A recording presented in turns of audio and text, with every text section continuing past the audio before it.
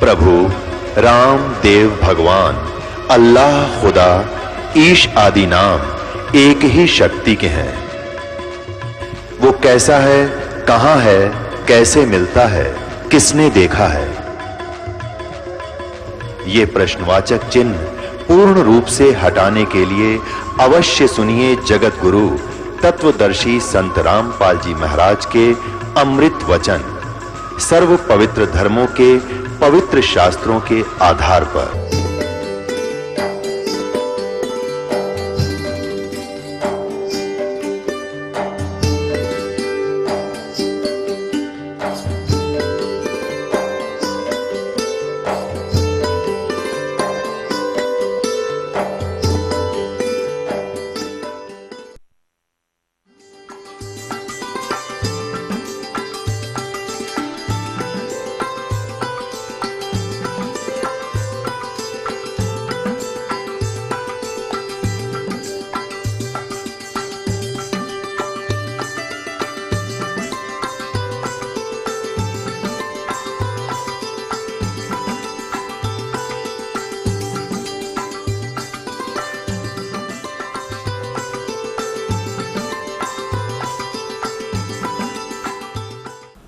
बोलो सतगुरुदेव की जय।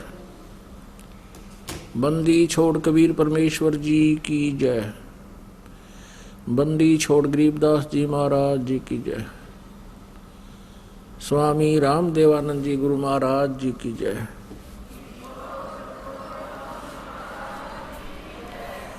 सर्व संतों की जय, सर्व भक्तों की जय, धर्मी पुरुषों की जय, श्री काशी धाम की जय, श्री छुडानी धाम की जय, श्री करौथा धाम की जय, श्री बरवाला धाम की जय। सत साहिब गरीब नमो नमो सतपुरुष को नमस्कार गुरु की नहीं। सुर नर मुनि जन साधुआ संतों सर्वसदी नहीं। सतगुरु साहिब संत सब दंडोतम प्रणाम। आगे पीछे मध्य हुए तिनको जा कुर्बान। नराकार निर्विषम काल जाल भय भंजनम। निर्लेपम निज निर्गुणम अकल अनुपवेशुंधुनम। सोहम सुरति समापतम सकल समाना नीरतलय उज्ज्वल हीरंबर हरदमम बेपरवाह अथाह है। वार पार नहीं मध्यतम। गरीब जो सुमरै सिद्ध होई ही गणनायक गलताना। करो अनुग्रह सोई पारस पद परवाना। आदि गणेश मनाऊं गणनायक देवन देवा। चरण कमल लो लाऊं आदंत करूं सेवा। परम शक्ति संगीतम रिद्धिदाता सोई। अवगत गुण अतीतम सत्य पुरुष निर्मोही।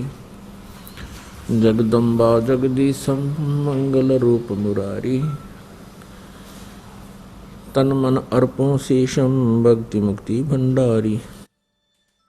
सुर नर मुनि जन ध्यावें ब्रह्मा विष्णु महेशा। शेष शेष मुख गावें पूज्य आदि गणेशा। इंद्र कुबेर सरीखा वरुण धर्म राय धावे। समर्थ जीवन जी का मन इच्छा फल पावे। 33 कोटि अधारा जावे 88। उतरे भव जल पारा कट है यम की फांसी। 33 कोटि अधारा जावे 88। उतरे भव जल पारा कट है यम की फांसी। सत साहिब कर जोरूं विनती करूं। धरूं चरण पर शीश। गुरु जी राम देवानंद जी महाराज ने दियो नाम बख्शीश। कोटि कोटि सिजदा करूं कोटि कोटि प्रणाम। चरण कमल में राखियो मैं बंदी जाम गुलाम। कुत्ता हूँ गुरुदेव का, रामपाल दास का नाम। गले प्रेम की जेवड़ी, जहाँ खेचो वहाँ जाऊं। तो करो तो बावड़ू, दूर दूर करो तो जाऊं। जो राखो त्यों ही रहूं, जो देवो सो खाऊं। जय इब कै सतगुरु मिले, सब दुख आँखों रोए। चरणों ऊपर शीश धरूं, कहूँ जो कहनी हो। कबीर साईं मिलेंगे, पूछेंगे कुशलात। आदि अंत की सब कहूँ, अपने दिल की बात। गुरु जी तुम ना भूलियो, चाहे लाख लोग मिल जाएं। हमसे तुमको बहुत है, तुमसे हमको नहीं। कबीर तुमरे विसारे क्या बने, मैं किस किस रण में जाऊं। शिव बिरंच मुनि नारदा, तिनके हृदय न समाऊं। अब गुण किए तो बहुत किए, करत न मानी हारे। बावे बंदा बख्श दियो, बावे गर्दन उतारे। अब गुण मेरे बाप जी, बख्शो गरीब नवाज। जो मैं पूत कपूत हूँ, बोर पिता को लाज। मैं अपराधी जन्म का, नक्सिक भरे विकार। तुम दाता दुख भंजना, मेरी करो संभार। सूरत करो मम साइया, हम हैं भव जल माही। आप ही बह जाएंगे जो, तुम न पकड़ोगे बाँ। ए बंदी छोड़ दयाल जी, तुम तक हमारी दौड़े। जैसे काग जहाज का, अब सूजत और न ठोर। परम पिता परमात्मा परम पूज्य कबीर परमेश्वर जी, कबीर साहिब जी, हम सभी पुण्यात्माओं के जनक हैं। ये परमात्मा परम अक्षर ब्रह्म कहे जाते हैं। इन्हीं को सत्य पुरुष भी कहते हैं। सत्य पुरुष का अर्थ होता है अविनाशी परमात्मा, पुरुष मीन प्रभु, और सत्य माने अविनाशी, जिसका नाश कभी ना हो।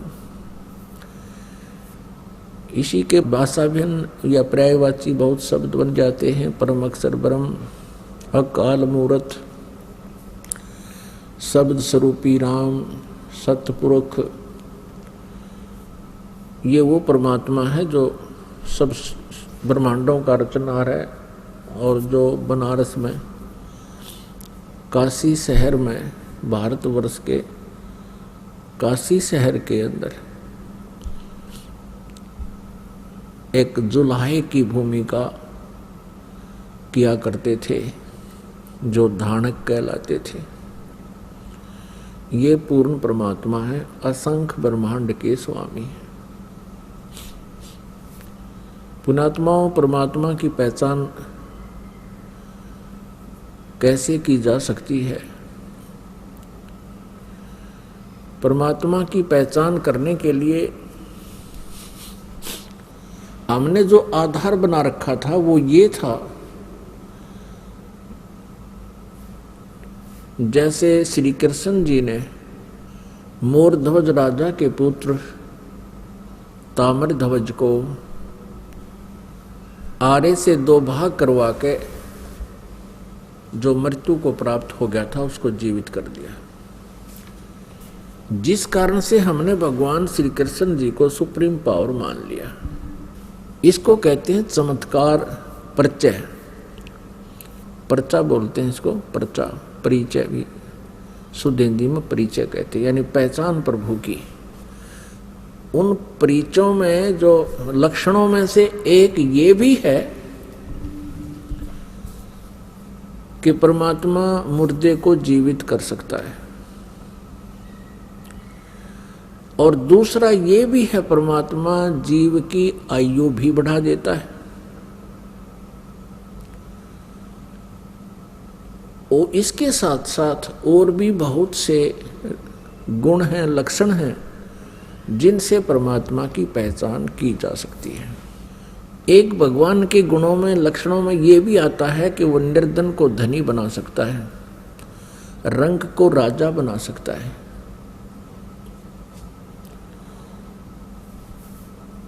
और एक ये भी पहचान है कि उसके विषय में हमारे सदग्रंथों में लिखा हुआ है। परमात्मा के गुणों की जानकारी हमारे पवित्र सदग्रंथ भी बताते हैं। जिस परमेश्वर के लक्षण, जिस परमेश्वर के सर्वचिन्ह इन सभी बातों पर खरे उतरते हैं, सभी पॉइंटों पर, सभी केंद्रों पर, वो परमात्मा है, वो परमेश्वर है। इसके पहचानने के लिए हमने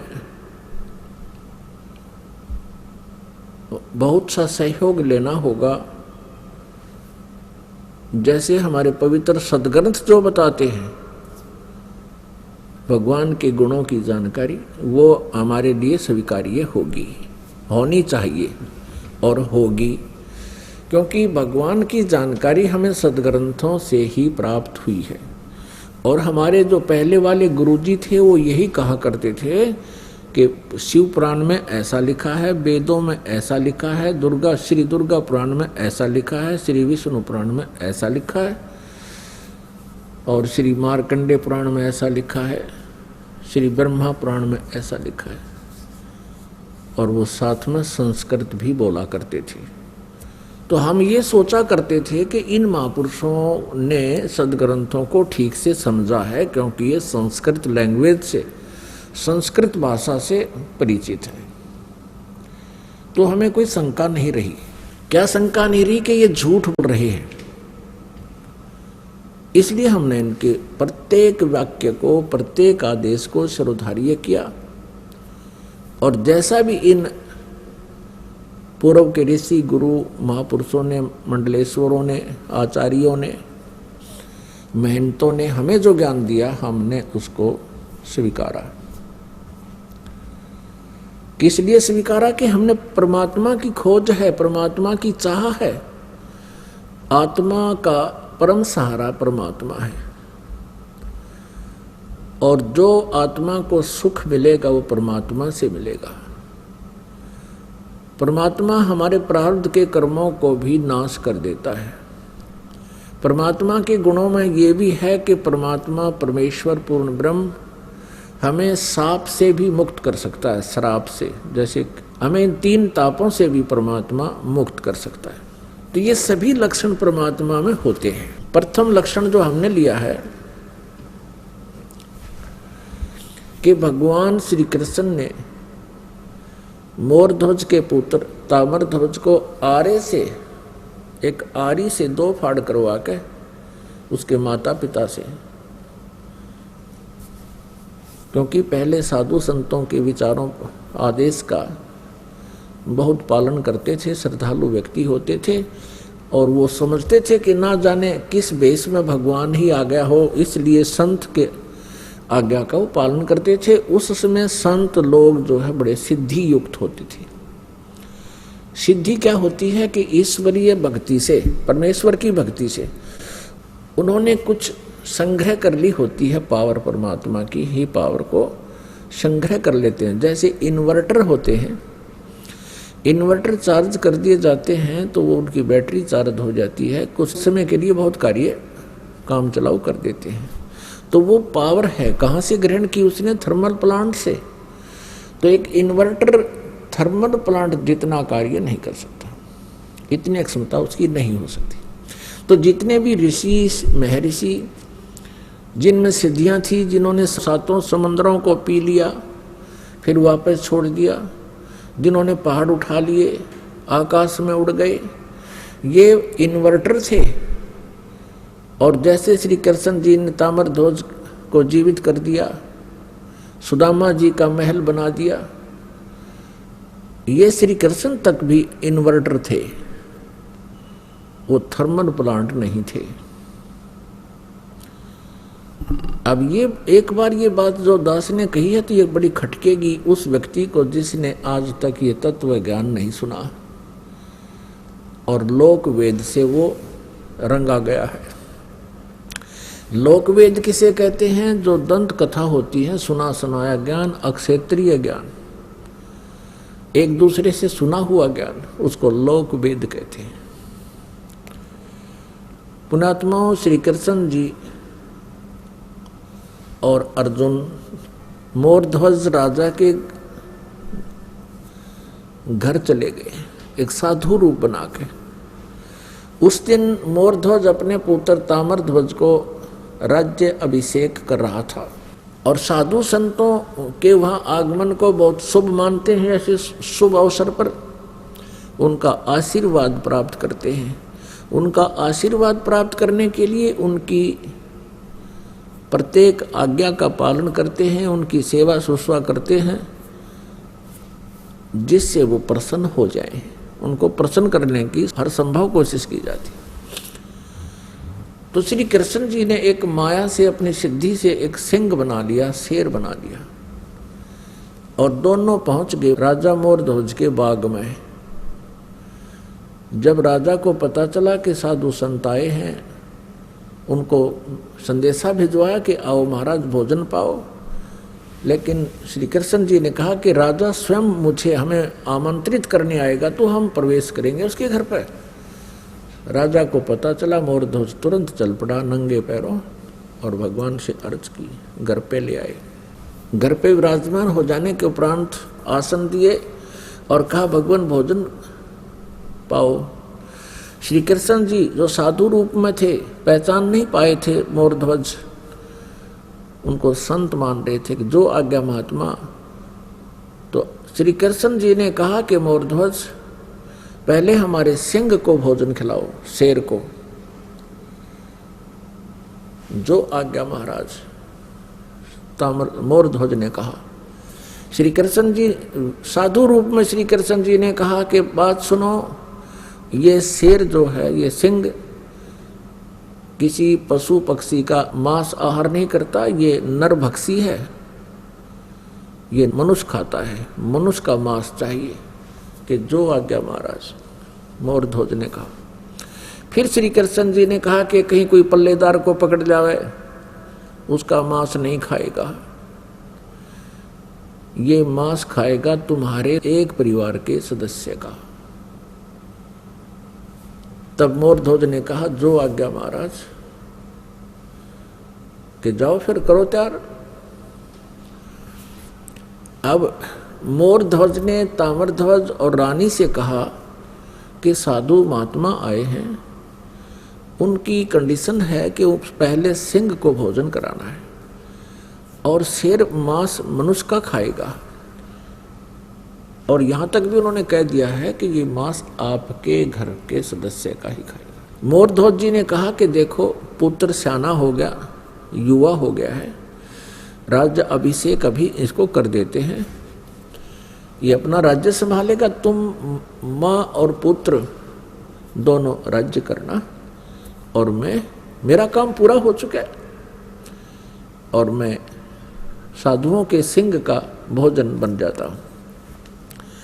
तब रानी ने कहा देखो मैं पतिव्रता स्त्री हूँ और पतिव्रता स्त्री से पहले उसका पति यदि मृत्यु को प्राप्त हो जाता है तो उसका जीवन नरक होता है। मैं नहीं जी सकती। और मेरा काम क्या था? मेरा काम था आपका वंश चलाना। आपका वंश चल गया, अब मेरा क्या काम रह गया? लड़के का ब्याह कर लेना, दोनों पिता पुत्र अपना कार्य कर, राज्य संभालो। बच्चा अयाना है, ये राजकाज को ढंग से नहीं समझ पाएगा, आप इनकी हेल्प करते रहना और मुझे आहार बनने दो सिंह का। तब लड़का कहता है ताम्रध्वज के माता पिता, मैं माता पिता के ऋण से मुक्त नहीं हो पाया हूँ। अभी तक तो मेरी आपने सेवा ही सेवा की है, मैं तो आपकी कुछ सेवा कर नहीं सका, इसलिए मैं सिंह का आहार बनूंगा।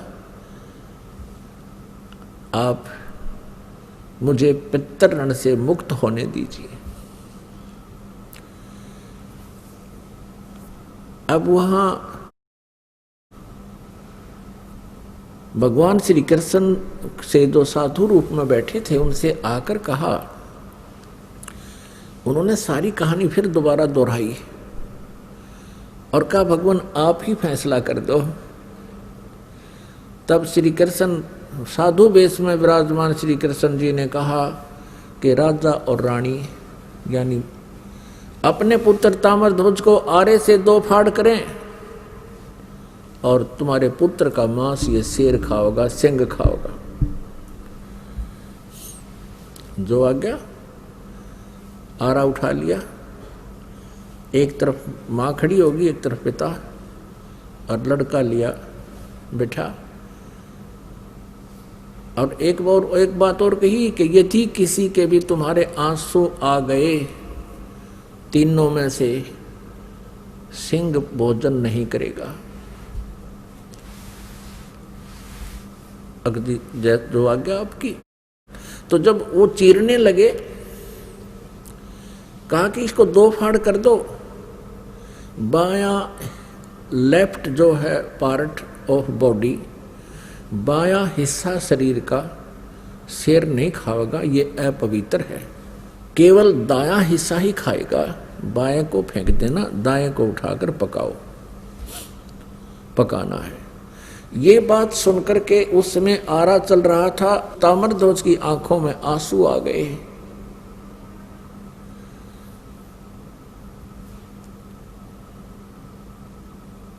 तो श्री कृष्ण जी साधु वेश में थे, उठकर चल पड़े कि तुम तो रो पड़े भाई, तुम्हारा सही प्यार नहीं प्रभु में, तुम्हारा कच्चा प्रेम है, ये मांस नहीं खाएगा। तब तक ताम्रध्वज मर चुका था। अब मोरध्वज कहता है कि हे भगवान, बालक था, इसको समझ नहीं थी, मुझे चीर लो, मैं नहीं रोऊंगा। तब रानी कहती है आप रूठ को मत जाओ, मुझे आहार बना लो, हम नहीं रोएंगे, बालक था। इस बात से वो बड़ा प्रसन्न हुआ। श्री कृष्ण जी साधु रूप में वापस आकर बैठ गया और लड़के को जीवित कर दिया। तब लड़का जीवित हो गया। ताम्रध्वज ने कहा कि प्रभु मैं रोया इसलिए था, मैं कोई इसलिए नहीं रोया था कि मेरी जान जा रही है, मैं इसलिए रोया था कि मैं इतना नीच व्यक्ति हूं कि मेरा आधा ही बॉडी, आधा ही शरीर आपके काम आया, मैं तो इसलिए रो रहा था। अब उसको जीवित कर दिया। अपने आत्माओं, इन कथाओं से हमने बहुत कुछ सीखना होता है। अब ये तो कुर्बानियां की मोरध्वज जी ने श्री कृष्ण जी के लिए, एक परम संत पूर्ण परमात्मा मानकर। अब उनका कोई से का कल्याण नहीं हो सकता था, ना श्री कृष्ण का कल्याण हुआ, ना श्री कृष्ण उनका कल्याण कर सकते थे। लड़के को जीवित कर देना, इन प्रभुओं में गॉड पावर होती है, जैसे इन्वर्टर वाली। एक इन्वर्टर की क्षमता होती है, वो केवल 2 बल्ब भी जगा सकता है।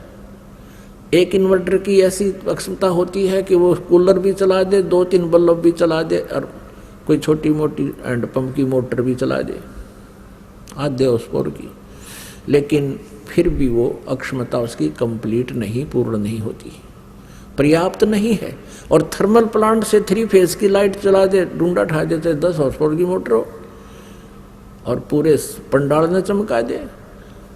तो ऐसे अंतर है इन भगवानों में। अब यहां आप जी के लिए इसका एक निष्कर्ष निकाला है परमेश्वर कबीर जी ने। कहते हैं महिमा की जय संत की, तन मन धन सब दे, शर मांगे टाड़ा नहीं, मोर ध्वज लख ले। कि संत जब परम संत तुम्हें मिल जाओ उस समय उस संत की इतनी आदर सत्कार और आज्ञा का पालन करना। यदि सिर भी मांगे नाटना नहीं, सिर मांगे टाला नहीं, मोर ध्वज लख ले, मोर ध्वज को देख लो। पुण्यात्माओं, अब अकाल गिर गया साधु संतों का इस कलयुग के इस पीरियड में। ये नकली पाखंडी और डोंगी, इनका सत्कार हो गया है और इन्हीं का बोलबाला हो रहा है। इन्होंने बैठा दिया भक्ति का और भाव खत्म कर दिया भक्तों का। अब पुण्यात्माओं, इस लक्षण से हमने श्री कृष्ण जी को परमेश्वर मान रखा था कि उन्होंने मोर ध्वज के पुत्र ताम्र ध्वज को आरे से 2 फाड़ करवा के जीवित कर दिया। यही श्री कृष्ण जी अपने सगे भांजे अभिमन्यु को जीवित नहीं कर सके, जो महाभारत के युद्ध में चक्रव्यूह के अंदर मृत्यु को प्राप्त हो गया था। सुभद्रा रो रही थी, जो श्री कृष्ण जी की बहन थी, अर्जुन के ब्याही थी। सुभद्रा पुत्र था अभिमन्यु। 5 पांडव रो रहे थे, सुभद्रा रो रही थी, श्री कृष्ण रो रहा था और पांडवों का कुल नाश हो रहा था। श्री कृष्ण जीवित नहीं कर सके। वहां तो पंगा पा दिया, जाके खुद चरवा के जीवित कर दिया लड़का मोर ध्वज का पुत्र, और वहां सुभद्रा पुत्र को श्री कृष्ण जीवित नहीं कर सके। तो परमेश्वर कबीर जी ने ये बताई है भिन्नता कि श्री कृष्ण जी उर्फ विष्णु जी, श्री कृष्ण जी विष्णु जी समझो, विष्णु जी के अवतार, उन्हीं की आत्मा यहाँ देवकी के गर्भ से उत्पन्न हुई थी। और ये केवल 4 भुजा के और 16 कला के भगवान हैं। इनके जो पिताजी हैं वो ब्रह्म है, शरपुरुष भी इसे कहते हैं। वो 1000 भुजा का भगवान है और उसकी 1000 ही कलाएं हैं। तो इस प्रकार इनकी हॉर्स पावर समझो, ये हॉर्स पावर है, ये 16 हॉर्स पावर के हैं। इनका पिता 1000 हॉर्स पावर का है और अक्षर पुरुष है वो 10,000 हॉर्स पावर का है। और ये परम अक्षर पुरुष सत्य पुरुष, ये इसकी हॉर्स पावरों की कोई गिनती को ना, असंख्य अनलिमिटेड। तो जो कार्य पूर्ण परमात्मा कर सकता है, ये अपूर्ण भगवान नहीं कर सकते। जो कंप्लीट गॉड जो काम कर सकता है, इनकम्प्लीट गॉड नहीं कर सकते। और यही पूरे सदग्रंथों में यही संदेश दिया है। श्रीमद् भगवत गीता जी में यही कहा है कि अर्जुन तू सर्वभाव से उस परमेश्वर की शरण में जा। गीता जी अध्याय नंबर 18 के श्लोक नंबर 62 में और 66 में, दोनों में ये प्रमाण है। लेकिन 66 वाले को तो इन्होंने घुमा रखा है, वर्तमाने आना कर रखा है, जबकि वर्तमाने जाना होता है। और उसी की कृपा से ही तू परम शांति को और सनातन परम धाम को प्राप्त होगा। अब यहां प्रसंग है कि वो मोर ध्वज के पुत्र को तो जीवित कर दिया। अब सुभद्रा पुत्र को श्री कृष्ण जीवित क्यों नहीं कर सके? क्योंकि अभिमन्यु की आयु सीमा प्रारब्ध इतना ही था। अब अभिमन्यु का प्रारब्ध इतना ही था, उसकी आयु शेष नहीं थी। तो ये भगवान आयु नहीं बढ़ा सकते। हाँ, इस टूटे फूटे शरीर को ये जोड़ तोड़ कर सकते हैं और इस आत्मा को पुण्य स्थापित इसमें कर सकते हैं। जैसे ऐसे बहुत से महापुरुषों ने, संतों ने भी किया है। जैसे महर्षि वाल्मीकि जी थे, जिसमें सीता जी को निकाल दिया था घर से भगवान श्री रामचंद्र जी ने, वो गर्भवती थी। महर्षि वाल्मीकि जी के आश्रम में जाकर उन्होंने शरण ली, वहाँ रहने लगी, पुत्र को जन्म दिया। उसके बाद एक दिन जब वो उसका नाम लव रख दिया, जब लव 8-9 महीने का हो गया, वो 1 वर्ष का हो गया, सीता जी कपड़े धोने के लिए दरिया पर जाया करती थी प्रतिदिन, और बच्चे को पालने में सुला जाया करती थी। और वाल्मीकि जी से प्रार्थना करके जाती थी, पिताजी बच्चे का ध्यान रखना, कि जा बेटा मैं ध्यान रखूंगा। एक दिन ऐसा हुआ कि महर्षि जी समाधिस्थ हो गए थे और सीता बच्चे को वहीं लेटाकर चली गई, ये कहकर के पिताजी ध्यान रखना। कुछ देर के बाद उसको ध्यान में आया कि पिताजी यानी ऋषि जी साधना कर रहे हैं, हो सकता है उसकी आंखें ना खुलें, देर तक समाधिस्थ बने रहें, कहीं पीछे से कोई बच्चे को पशु पक्षी उठा ना ले जाए। ये सोचकर वापस जाकर बच्चे को उठा लाई। वाल्मीकि जी जब समाधि अपनी साधना से उठे, देखा बच्चा है नहीं। अब वाल्मीकि जी ने देखा कि भी लड़की पहले दुखिया बहुत है और बच्चे के अभाव में या टक्कर मार मार कर मर जाएगी, मेरे से देखा नहीं जाएगा। इसलिए अपनी भक्ति शक्ति से उसने डाब के पत्ते तोड़े, कुश के, कुशा बोलते हैं, कुश बोलते हैं डाब को, एक घास होता है। डाब के पत्ते तोड़े, उनको ऐसे मला और अपनी मंत्र शक्ति से और पुत्र एक लड़का बना दिया और वो लेटा दिया वहां पर 1 वर्ष की आयु का। अब सीता वापस आई, उसने पूछा पिताजी ये दूसरा लड़का किसका है? तब ऋषि जी ने देखा कि लड़की तो बच्चे को गोद में लिए हुए है। तब उसने कहा बेटी ये भी तेरा ही है। तब उसने सारी कहानी बताई कि बेटी तू कहकर गई थी कि बच्चे को ध्यान रखना और प्रतिदिन कह के जाती थी। आज मैं देर से समाधि से उठा तो मैंने सोचा लड़की बच्चे को यहीं लेटा कर गई होगी और बच्चा नहीं है, कोई उठा ले गया होगा पक्षी पशु और बेटी रोएगी, इसलिए मैंने ये एक पुत्र तेरे लिए और अपनी सबद शक्ति से बना दिया। अब दोनों को पाल। अब सीता ने उन दोनों को पुत्र रूप में पाला, उसका नाम कुश रख दिया। लव और कुश ये 2 पुत्र थे।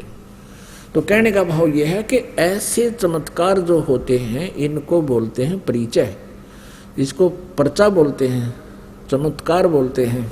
इन चमत्कार मात्रों से हम, इन चमत्कारों मात्र से हम परमात्मा नहीं मान सकते प्रत्येक व्यक्ति को। इसके साथ साथ और बहुत से भी लक्षण होते हैं। पुण्यात्मा, अब हम आपको परमेश्वर कबीर जी के विषय में जानकारी देंगे। इसी के पैरेलल के श्री कृष्ण जी ने मोर ध्वज के पुत्र को जीवित कर दिया।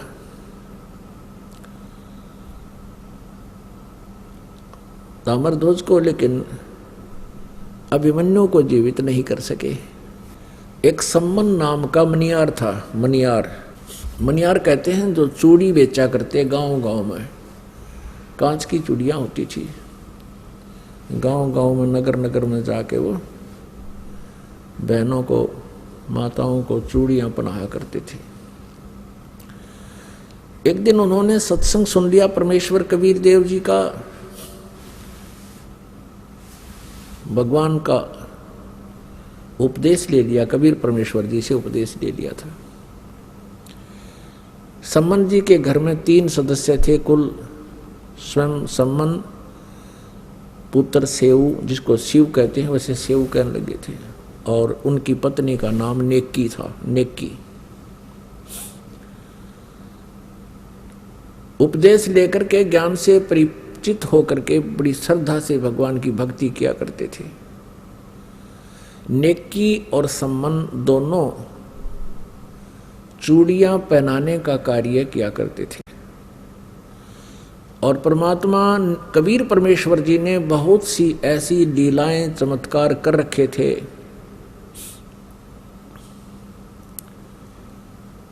तो वो बताया करते थे जहां भी चूड़ियां पहनाने जाते थे, एक पंथ दो काज किया करते थे। चूड़ियां पहनाने का उड़े के 2-2 घंटे लग जाते, 4-5-10 बहनें आ जाती, उनको सत्संग सुनाया करते थे। उनके हाथ में जैसे धागा लगा हुआ है, वो पूछा करते थे कि ये धागा कैसा बांध रखा है। तो बताते थे कि हमने ऐसे गुरु बना लिया है, हमारे गुरु जी हैं। तो पुण्यात्माएं होती थी, परमात्मा की चर्चा सुनाना शुरू कर देते थे। सम्मान और नेकी अपने अपने स्थानों पर जहाँ जहाँ वो सेवा करने जाते थे, चूड़ियों बेचने की, पहनाने की। वो कहा करते थे कि हमारे भगवान कबीर साहिब हैं, वो पूर्ण परमात्मा हैं, स्वयं सर्व सृष्टि रचनहार स्वयं ही आए हुए हैं पृथ्वी पर। और बताया करते थे कि उन्होंने सिकंदर लोधी राजा की, दिल्ली के बादशाह के जलन के रोग को ठीक कर दिया। किसी से भी नहीं हुआ था। एक गाय मार दी थी तलवार से सिकंदर लोधी ने कि मेरे सामने जीवित करके दिखा दे, जब जानू तू अल्लाह की जात है। तो हमारे कबीर परमेश्वर जी ने वो मरी हुई गाय उन सब हजारों व्यक्तियों के, दर्शकों के सामने जीवित कर दी थी। बच्चा और गर्भ में था, दोनों माँ पुत्रों का 4 हिस्से हो गए थे। परमात्मा ने 2 थपकी, एक थपकी लगाई थी आशीर्वाद भरी, और दोनों जीवित हो गए थे और दूध की बाल्टी भर दी। गाय और बच्चे को जीवित करके महर्षि रामानंद जी परम पूज्य परमेश्वर कबीर जी के मुंह बोले वैसे औपचारिक गुरु थे। सिकंदर लोधी ने उनकी गर्दन काट दी थी रामानंद जी की, और उनका प्रारब्ध परमात्मा कबीर जी ने बताया था कि ये प्रारब्ध ऐसा ही है। रामानंद जी की मृत्यु सिकंदर लोधी से ही होनी थी। उसके बाद परमात्मा ने रामानंद जी को जीवित कर दिया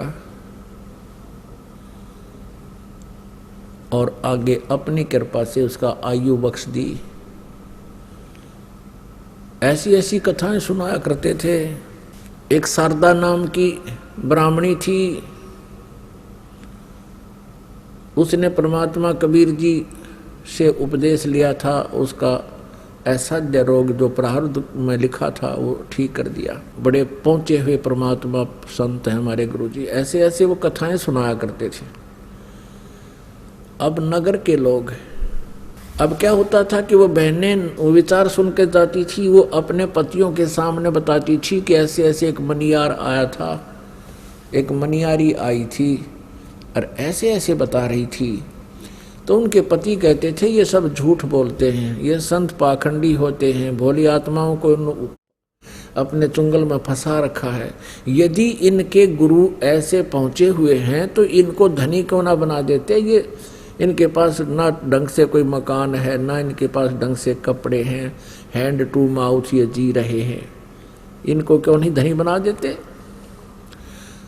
अब बहनें जो वहाँ ज्ञान सुनकर जाती थी अपने पिता की, अपने पति के इस तर्क से, फिर वो ये भी कहने लग जाती थी। तो ऐसे दूसरी बार वहाँ चर्चा होती थी उन मनियार और मनियारी के द्वारा। तो वो ये तर्क देते थे कि भी तुम बात तो करते हो बड़ी बड़ी, लेकिन तुम स्वयं भूखे मर रहे हो। कभी तो आटा उधारा ले जाते हो, कभी कुछ उधारा ले जाते हो। तुम्हें क्यों नहीं सेठ बना देता तुम्हारा गुरु। तो वो क्या कहते थे कि हम भगवान से मोक्ष मांगते हैं, हम यहाँ का धन नहीं मांगते।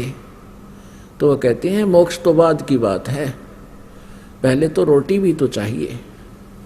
तो उनके जो के संसार के विचारों में और भगत के विचारों में, जगत के विचारों में, भगत के विचारों में बहुत भिन्नता होती है। और इसी कारण से तालमेल नहीं बनता, विरोध बना रहता है। पुण्यात्माओं, अब परमात्मा की कई लीलाएं बतानी पड़ेंगी इसमें। एक समय एक शेख तकी नाम का सिकंदर लोधी दिल्ली के बादशाह का गुरु था, धार्मिक गुरु था। और जब उसको ये पता चला कि सिकंदर लोधी के जलन का रोग कबीर जी ने ठीक कर दिया, परमेश्वर कबीर जी ने, और सिकंदर लोधी ने बताया कि मैंने अपने हाथों से अपनी तलवार से स्वामी रामानंद जी को मार दिया था, कत्ल कर दिया था, उसका धड़ से अलग कर दी थी उनकी जो है गर्दन, और कबीर जी ने जीवित कर दिया। इस चीज को देख करके शेख तकी के मन में बहुत ईर्षा होगी कबीर जी के प्रति कि ये इतना प्रभाव जमा बैठा है राजा के दिल में, अब मेरी दाल गलेगी नहीं।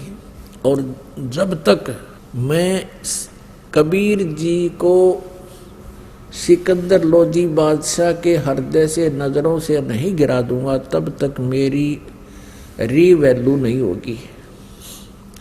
इस सोच से, इस दृष्टिकोण से उसने कबीर जी को नीचा दिखाने के लिए, एक दिन राजा काशी से आ रहा था सिकंदर लोधी, साथ में कबीर जी भी थे और शेख तकी भी थे। बनारस से दिल्ली लौटते समय एक दरिया के किनारे रात्रि में पड़ाव कर लिया था। अब शेख तकी ने कहा था, शेख तकी ने कहा कि राजन, मैं इसको तब मानूंगा कबीर को कोई शक्ति युक्त है, मेरे सामने कोई मुर्दा जीवित करके दिखा दे। ये तो जादूगर है। सिकंदर आपने उनकी गर्दन काट दी, इसने तुरंत जीवित कर दी होगी। जब जानूं किसी मुर्दे को जीवित करके दिखाए तब मानूं मैं इसको, अन्यथा मैं सब मुसलमानों को कह दूंगा कि सिकंदर लोधी हिंदू बन गया है, इसने हिंदू गुरु बना लिया। इस बात का सिकंदर लोधी को पता था कि मुसलमान भोली श्रद्धालु मुसलमान जितने भी हैं शेख तकी के प्रत्येक आज्ञा का पालन करते हैं। इसने एक बार ये आग लगा दी तो तेरा राज्य नहीं रहेगा। चिंतित हुआ सिकंदर लोधी, तब परमेश्वर कबीर जी ने कारण पूछा तो कारण बताया कि ये शेख तकी ऐसे ऐसे कह रहा है भगवान, और ये सचमुच वहां दिल्ली में जाकर आग लगा देगा, सब मुसलमानों को मेरे विरोधी कर देगा, मेरे राज्य को खतरा हो जाएगा, मैं इसलिए चिंतित हूं। ये कहता है कि एक मुर्दा कोई जीवित करे कबीर तब मैं मानूं। कबीर साहब ने कहा कि उसको कह दो कि एक मुर्दा ढूंढ लाओ कोई। अब कहने का भाव ये है पुण्यात्माओं के मालिक की रजा, क्योंकि वो अपने भक्त को टेंशन युक्त नहीं रहने देते कबीर परमेश्वर। सिकंदर लोधी को अत्यंत टेंशन होगी थी कि ये तो बात बिगड़गी, यो नहीं माना किसी तरह भी।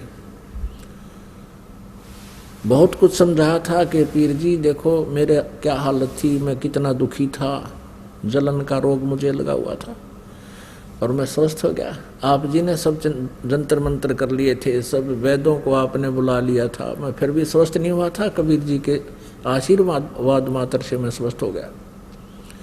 अब मैं इसको कैसे हृदय से उतार दूं। शेख तकी की तो दूनी भौंट सुकड़गी, उनकी त्योड़ी पड़गी।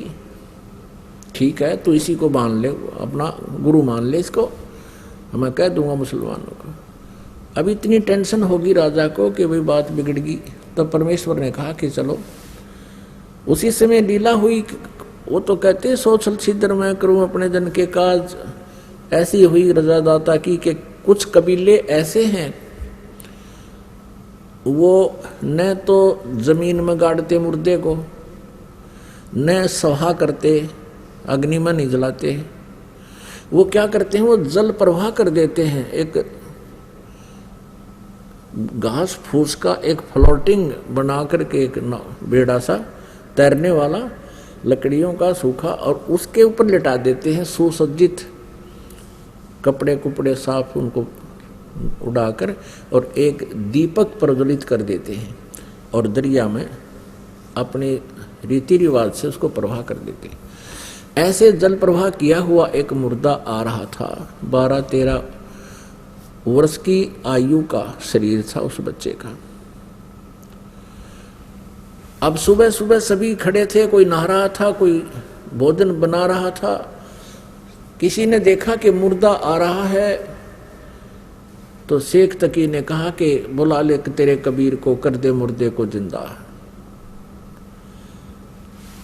अब कबीर परमेश्वर जी ने कहा कि शेख तकी पहले आप प्रयत्न करो, कहीं बाद में ये कहे कि मैं भी कर देता इसको। शेख तकी ने किए जंतर मंतर, वो मुर्दा चला गया 2-3 फरलांग यानी 1800 फुट डाउन स्ट्रीम में, नीचे को जल बह रहा था उधर को। तब शेख तकी ने कहा कि ये चाहता था कबीर जी कि मेरे सिर से बला टल जाए, मुर्दे कभी जिंदे होते, वो तो कयामत के समय होंगे। तब परमेश्वर कबीर जी ने कहा कि ठीक है। ऐसे इशारा किया था मालिक ने उस मुर्दे को जो जा रहा था, नु बह करके उसको ऐसे कर दिया, वो वापस चल पड़ा जैसे इंजन वाली नौका वापस चल पड़ती है दरिया के फलों के विपरीत, बहाव के विपरीत। ऐसे अप स्ट्रीम को और आ गया और वहां आकर के रुक गया जहां कबीर परमेश्वर विराजमान थे, खड़े थे, आए है उपस्थित थे। मुर्दा से ऊपर रुका हुआ है जैसे नौका हो और नीचे से दरिया की तरंगे बह रही हैं, लहरें। तब परमेश्वर ने कहा कि हे जीवात्मा, कबीर परमेश्वर जी ने कहा कि हे जीवात्मा जहां भी है कबीर हुक्म से इसमें प्रवेश कर मुर्दे मर वापस आ जा तू। एकदम वहीं से वो आत्मा वापस प्रवेश हुई और वो लड़का जीवित होकर के बाहर आके परमेश्वर कबीर जी के चरणों में दंडवत प्रणाम किया। बोलो बंदी छोड़ कबीर साहेब की जय हो।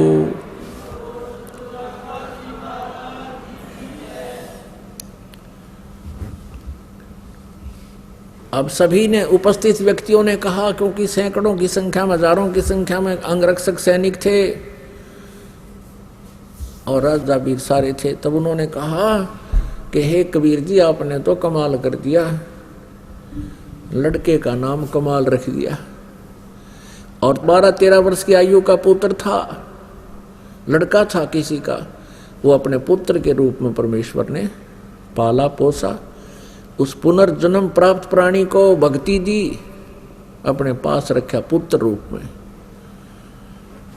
ऐसे ही शेख तकी ने एक दिन कहा वीडियो तो नहीं बात बनी, ये तो इसका तो जो नजरों से नहीं गिरा राजा के, तो उसने स्कीम बनाई अपने मुसलमानों से सबसे मिलकर, कहा कि भाई ये जादू जंतर करता है और लड़का जो जल प्रवाह कर दिया गया था वो जीवित था, वो सदमे में था और सदमे वाले कोई जादू जंतर करने वाले जीवित कर ही देते हैं।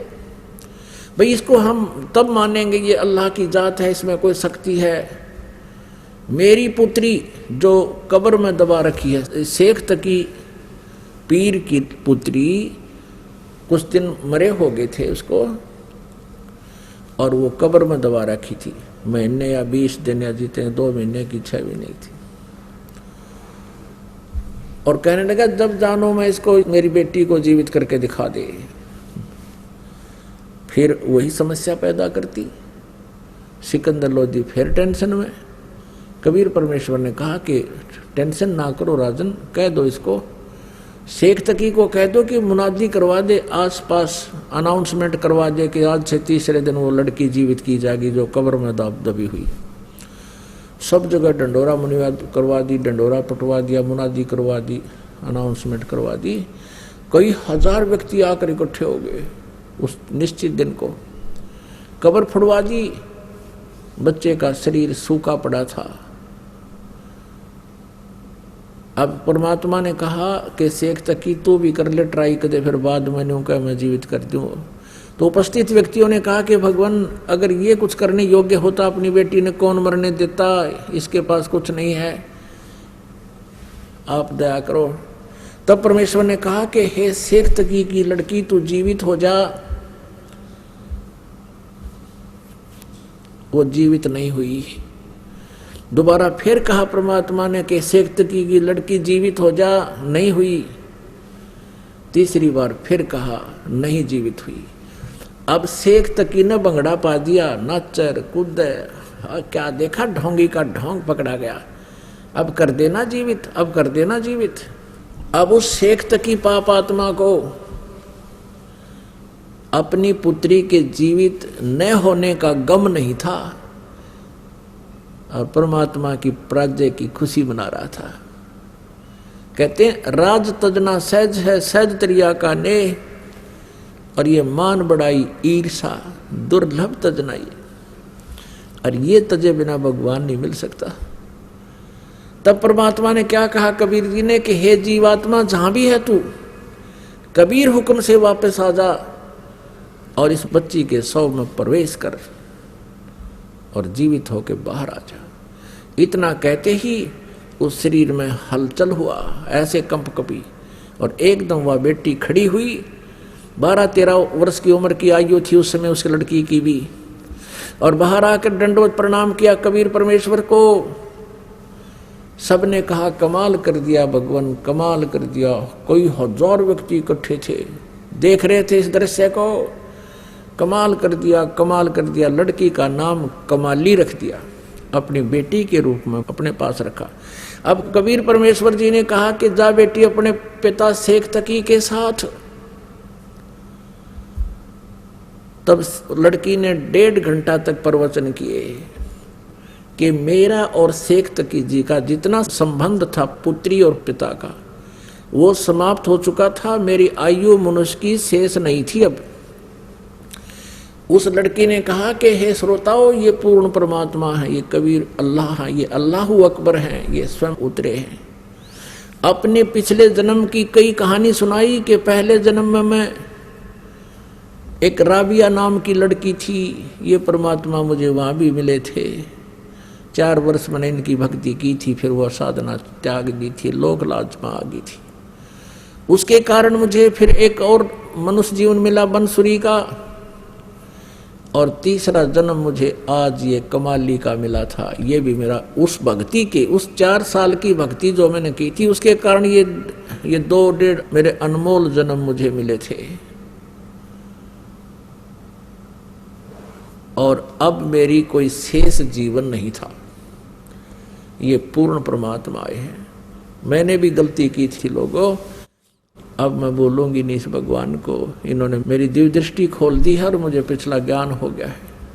उसके बाद वो लड़की ने धिक्कार दिया शेख तकी को कि तू मनुष्य नहीं शैतान है, भगवान आए हैं तो ईर्षा कर रहा है। वो कहता है इसने मेरी लड़की को बहका लिया, जद्दू जंत्र कर दिया, इस पे कोई प्रेत छोड़ दिया, इसकी ओर ही बोल रही है। माना नहीं वो नालायक। लेकिन अन्य हजारों, कोई हजारों की संख्या में उपस्थित व्यक्तियों ने परमात्मा की जय जयकार की और नाम लिया, उपदेश लिया और शिष्य बन गए। अपनात्मा परमात्मा की परिभाषा को समझने के लिए बहुत से प्रमाण आपको देने पड़ेंगे, और तभी हम भगवान को पहचान सकेंगे। जब तक हम भगवान को नहीं पहचानेंगे, परमेश्वर को, हम अपना कल्याण नहीं करवा पाएंगे, क्योंकि हमें कोई ना कोई भ्रमित कर ही देता है। काल का दूत कोई ना कोई ऐसी स्टोरी सुना देगा जिससे आपको विचलित कर देगा। लेकिन इन प्रमाणों से आप विचलित नहीं हो सकते। अब ये कमाल और कमाली बेटा और बेटी के रूप में परमात्मा के पास रहे। कबीर परमेश्वर का कोई पत्नी नहीं थी, उन्होंने कोई विवाह नहीं कराया था। 2 माता पिता थे, मुंह बोले उनका जन्म माँ से नहीं हुआ था। कमल के फूल पर बनारस में लहर तारा नामक एक सरोवर के ऊपर विकसित कमल के फूल पर परमात्मा ने शिशु रूप धारण किया था। नीरू और नीमा नामक एक दुल्हा दंपति उसे उठा ले गए थे। जुल्हे का कार्य करने लगे, बड़े होकर के लीला में अपने जो प्रत्येक युग में करते हैं उनका विधान है, और जिसका वेदों में प्रमाण है कि परमात्मा ऐसा ही करता है, वो ऐसा ही किया करते हैं। तो उसके बाद अब कमाल जब 20-22 वर्ष का हो गया, कमाल के मन में इतना अभिमान हो गया कि मैं जो परमात्मा कबीर जी की सेवा करता हूं, ऐसी सेवा कोई नहीं कर सकता। ये पता चला कबीर परमेश्वर जी को। उनके सामने भी उसने 1-2 बार ऐसी ढींग आंख दी जैसे कोई सेवा कर रहा था, कबीर जी ने उनको टोक दिया, बेटा ऐसा नहीं, तुम ठीक नहीं कर रहे हो, ऐसे करो, तो उठकर कमाल जाता था, उसको ठीक रहता था। तो 2-4 बार वो ऐसा होने से उसने ये मान लिया कि जो सेवा मैं गुरु जी के जो अनुसार कर सकता हूँ, जिससे ये प्रसन्न रहते हैं, कोई नहीं कर सकता। अब ये अभिमान जीव का शत्रु होता है, किसी को सेवा का अभिमान हो जाए, चाहे किसी को दान का हो जाए, और चाहे किसी को अन्य कोई और क्रियाओं से राजपद का हो जाए, तो ये अभिमान जीव का शत्रु होता है। और परमात्मा ने सोचा ये बालक बिगड़ेगा, इसके अभिमान का अंत करना चाहिए। जैसे अर्जुन को यह अभिमान हो गया था कि भगवान, जो मैं आपकी सेवा करता हूँ, मैं आपका जो ऐसा शिष्य हूँ, शायद ही पृथ्वी पर कोई नहीं होगा। तो श्री कृष्ण जी ने अर्जुन की फड़क निकालनी चाहिए थी, इसलिए मोरध्वज से ये प्रश्न किया था कि भाई तो अपने बेटे का मांस मेरे शेर ने खिला दे। अब जब उसने देखा था अर्जुन ने किस उत्तरे की, मैं तो पश्चिम भी कोई नहीं, महापुरुषों का जिन्होंने परमात्मा के लिए पूरा परिवार ने छाव रहे, सिकुड़ गया था अर्जुन वहां पर। जब श्री कृष्ण ने कहा था, बोल भगत तू क्या कह रहा था कि मेरे जितना कोई सेवादार नहीं, तब अर्जुन ने कहा, भगवान मैं तो पास संग भी कोई नहीं कहे। तो समझ गया अर्जुन के भगवान आपने ये सारी लीला मेरी फड़क निकालने के लिए की थी। वो भी इंसान होता जो मान ले, समझ ले इस पॉइंट को। तो फिर क्या हुआ कि इस परमात्मा कबीर जी ने इस कमाल की फड़क निकालनी थी। बहुत बार संदेश भी किया, बेटा सेवा तो सभी भक्त करते हैं, कुछ लोग दिखावा गणा कर देते हैं, कुछ ना करते हैं। तो फिर भी वो कहता था, नहीं जी मेरे जैसी सेवा आपकी इनसे बन नहीं पाएगी, मैं तो आपकी हर क्रिया से परिचित हूँगा। परमात्मा बोले भाई ठीक है। एक दिन भगवान कबीर परमेश्वर जी ने कहा कि अभी मैं भक्तों के या घरों पर चलेंगे, किस दूर संभाल के आते हैं अपनी फसल को। कौन कौन चलेगा? एक तो बाजीद जी और एक कमाल। कमाल कहने लगा, महाराज जी मैं तो आपके साथ अवश्य चलूंगा, आपकी सुविधाओं का सब ध्यान थोड़े रख सकते हैं। परमात्मा कबीर परमेश्वर जी बोले ठीक है बेटा चलो। अब वो फरीद जी ना वो वाजिद जी जिसने राज त्याग दिया था, मुसलमान थे वह, और जंगल में जाकर बैठ गए थे। वहाँ भी परमात्मा उनको मिले थे, बेटा घर त्यागते राज त्यागने से और जंगल में कुटी बना लेने से परमात्मा प्राप्ति, अल्लाह प्राप्ति नहीं होगी जब तक आपकी साधना ठीक ना होगी। तब परमेश्वर ने उनको ज्ञान दिया था, उसके बाद वो मालिक के पास आ जाते थे, सच सुनते थे और फिर अपनी कुटिया में चले जाते थे।